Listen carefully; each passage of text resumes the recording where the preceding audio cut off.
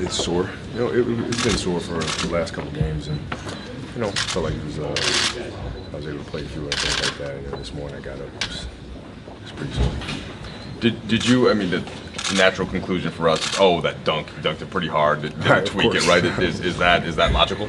Well, I'm sure it didn't help, but I don't miss 4 free throws, out the blue. You know what I'm saying? So it was biting before that. What do you want to do with it at this point? What's the process for you? I just let it rest. I mean, it's pretty heavy-duty surgery I had this summer, so I think it was kind of logical to expect it to be sore at some point. So just got to get ahead of it, just rest and come back ready to play. Any concern for you? You can see the docs, or do you think this is something that just needs a couple days? No, I think it's something that needs a couple days. So you think it'll be good for Tuesday? I should be. Kobe, next week is 20th anniversary.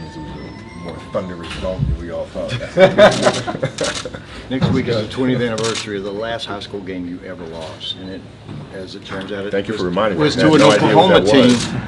Do you have any kind of recollection of that ball game? What game? Jinx at Myrtle Beach. Nope.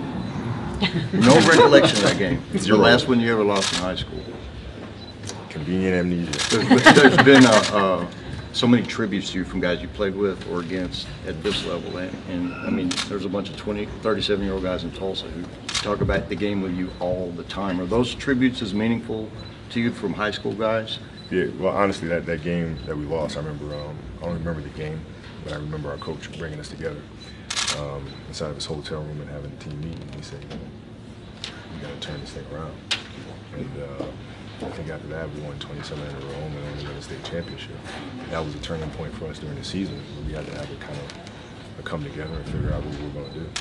Kobe, you've said before that you play like there may be people that have never seen an NBA game in the arena. That means a lot to you. Obviously, you know the passion of fans here. And was it difficult to make the decision? Do you think about things like that on a day like today? All the time. All the time. And, I just... if I'm not out there playing, it's pretty sore, right? So I got to rest it, and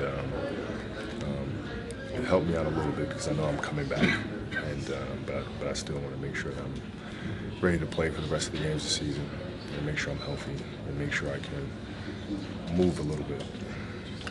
What's been your reaction to the whole? Every time you go in an arena, people are giving you tributes, and maybe a few years ago, those people would have been you would have been the villains, I guess, so to speak, and how they appreciate 20 years of service and what you've done. Well, it's different.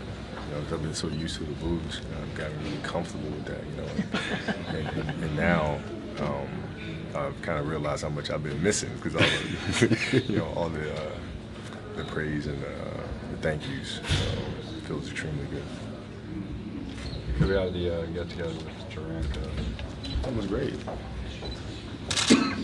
Offer any perspective about this season with him or anything like that? I mean, we talked about a lot of things, honestly. We talked about basketball, talked about life. I mean,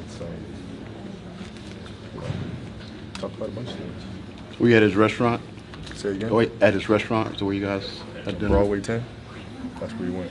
Okay, that's okay. 20 years with one franchise. It doesn't happen that happens very often. How important is that to you, not just have the 20 years in the league, but 20 years with the Lakers? That was extremely important. Growing up, I always assumed that this is what players do when you go to a franchise, and that's where you are and that's where you stay. Now with free agency, players tend to jump around a lot more often. But I've been very fortunate to be with an organization that took great care of me, and vice versa. So you gotta have some luck as well. Do you ever see any negative in making the decision to ultimately stay with the same franchise, or has it all been benefit to you think? No, I mean, it's always a two-way street. You know what I mean? It's always give and take with anything. But the key is the loyalty. I mean, that was the most important thing to me. Loyalty to the Lakers was more important to me than chasing or going to another franchise and trying to win a championship. My loyalty to them took precedence. You've always had high praise for both KD and Russ. Can you just talk about what you like about their game and just what you like about them as just the attitudes they bring? And I love those guys, man. They play with pure passion, and they work extremely hard. They're extremely competitive and throwbacks from that regard. And You know, I've loved them from the first time they came in the league. Have you talked to any other guys who've gone through the final year, how they've handled it, like maybe Michael, Kareem, anybody like that? Yeah, I have, and you know, every situation was different. You know, Michael's was just kind of very random and kind of out of the blue sort of thing for him first time around.